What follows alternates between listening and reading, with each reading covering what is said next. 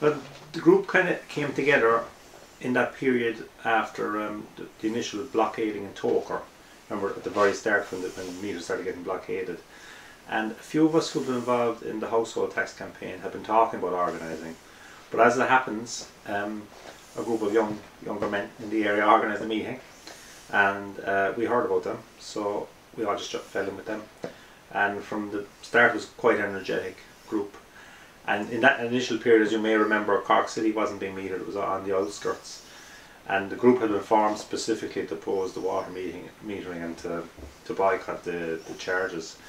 And in that period, all you could really do was go and attend marches around the country. So there's a lot of mobilisation for marches and stuff here. That was the group, and I met them fairly regularly, and you know the way things ebb and flow, when you know there's a lot of local kind of activity you can get involved in. And but we did do certain things, and one of the things that we did in that period was we produced a leaflet urging a boycott of the charges, because we weren't sure how soon we'd be facing the water and metering issue. And we did a mass canvass of Mahon and the surrounding area, urging people not to pay. We kind of finally arrived in Mahon in October or November of last year. You know, they'd been working their way across the south side of the city. They started in Bishopstown. Leesdale and Corraheen had resisted them successfully, and a few of us had gone out and had leaflet in those areas. And then they went through Ballyfihan, and they were a long time in Ballyfihan and Toker, because that was a long battle. And several members of the group from here went over to offer solidarity with the Ballyfihan group, and they had a march through the area. We mobilised for that. But then eventually they reached Mahon, and how found out they were coming was they gave notification to just two houses at the end of this road, and it just so happened that they were good people and they got in touch with the campaign. They also made a foray into the area to install water meters in houses that we call meter ready. So any house that was built since 2007 had the fitting outside, and it was just a case of putting in the meter. And my neighbours around the corner here, when they spotted them attempting to put these meters in, and they were hunted. So that was the very first conflict, if you like, in the area, and they were defeated. But within 2 weeks of that, the crews started arriving into the area, and we were organised and prepared for it in that sense. Because we had some sort of idea that they were actually coming, we had organised scouting parties, and basically that meant people at the edge of the neighbourhood, in cars or on foot, watching for crews of Irish Water arriving into the area. And so the minute they arrived into the area, they were tweaked. They sent 2 crews in initially, and they hit 2 different parts of Mahon. And what they actually did was they went for housing estates that would be, most houses on here would be council housing or social housing, but some estates here are a mixture of private and private rented, and that's where they went first, to the private and private rented. But perhaps figuring that they wouldn't get the resistance there, you know. But they were spotted entering the area, and we immediately had a text network of supporters and campaigners, and the emergency alert went out, and people arrived on the scene. And the key objective at that point was to stop them carrying out any work in the area, and to let them know that they weren't going to be installing meters in Mahon. Mobilisation was very good for an early, you're talking about very early in the morning. People getting their kids ready to go to school, or people going to work themselves. But people showed up, and we blockaded them, prevented them removing the machinery from their vehicles or using the machinery to manage it off.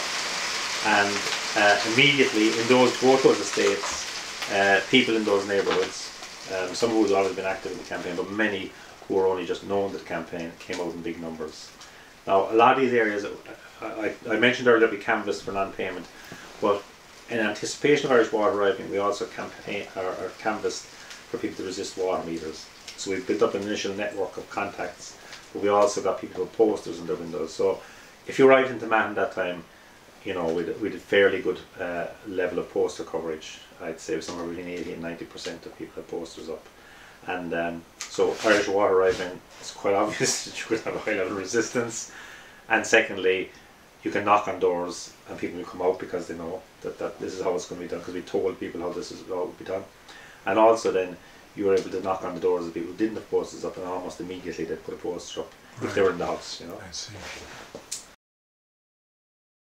At this stage, the Gardaí had organised a special squad of 25 Gardaí at the request of the government to enforce water metering. And with most Irish water workers, there was no real aggro or tension, because they're just guys doing a day's work, you know. They don't essential investments and stuff, they get their wages. With the supervisors, it was a different thing, because they were under pressure, quota and target, so that was a more tense relationship, if you like. But when the guards arrived, they were extremely bolshy and aggressive, if you know what I mean. But people didn't get pushed around. It was very important that the community stood very strongly together, and no one was really intimidated. I didn't see anyone leave a protest over the Gardaí being there and stuff like that, and people were very passive, or sorry, peaceful. They weren't passive, sorry, they were peaceful. So we didn't get drawn into any physical confrontation. There were a few arguments and stuff, but there was no one ever threatened anything or anything like that. The Gardaí pushed it as far as they could within boundaries of what they thought they could get away with. They didn't involve the local Gardaí, which seems to be a tactical decision that they made. And the up end of it was that we maintained our numbers, and our numbers grew. Irish Water tried for 2 days to try and do those estates, and then they tried moving on to others, and gradually the campaign began snowballing, because everywhere we went, more people put their name on the contact tree. It grew, and people started contacting each other, and it spread and spread and spread, and it spread exponentially, really. To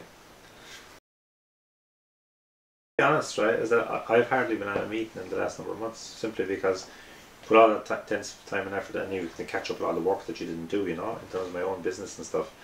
But there's a group functioning here.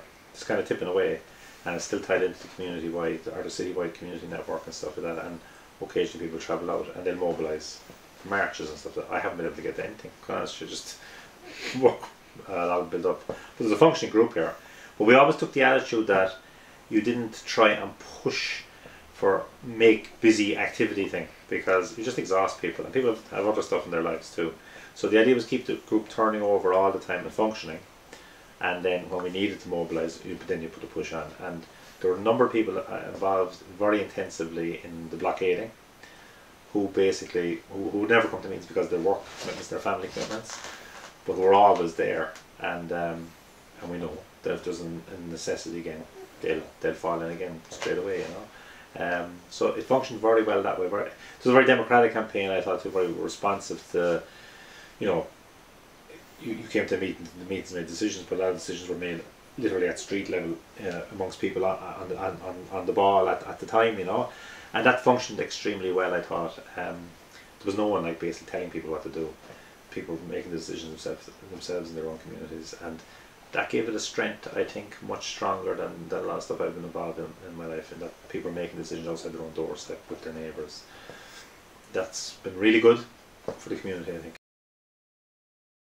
The water tax was a lightning rod, because I know a lot of people in the group have suffered as a result of austerity from various things, like, you know, the single parents cuts there, which were quite nasty and stuff like this.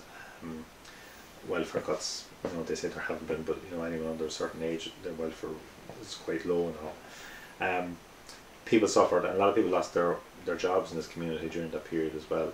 So people felt the weight of it, and this gave people a very good opportunity to fight back. And I think that's one of the reasons it was such a successful campaign, because all that anger could be channeled into something which people could have an effect, you know. I think that's what I would say happened.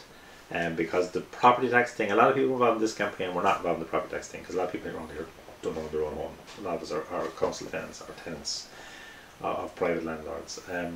So it didn't necessarily, you know, we'd have been against it, and some of us were involved in the campaign in solidarity with people who were suffering from it, but it wouldn't have been a strong and motivating thing here. Whereas the water tax, well, straight up, you're going to be paying for this, like, and people knew it. And I've you met older people here remembered the water tax campaigns from the 80s and 90s, so that tell you there was a connection there as well, you know.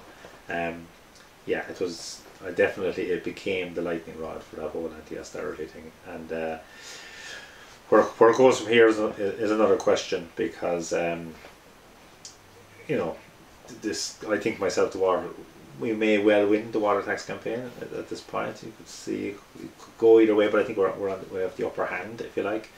But then that does what's the next thing, if you like? What's the next thing down the line? You know?